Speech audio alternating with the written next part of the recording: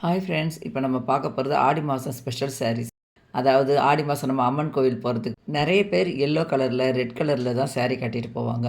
அந்த மாதிரி saree வாங்கணும்னு யாருக்குன்னா ஐடியா இருந்தீங்கன்னா போரூர் சரவணா ஸ்டோருக்கு வாங்க. இந்த saree வந்து ஜார்ஜெட் சாரீங்க. நமக்கு ஃபுல் டே கட்டியிருந்தா கூட நல்ல சௌகரியமாக இருக்கும். இதே மாதிரி க்ரீன் கலர் காம்பினேஷன்லேயும் இருக்குது.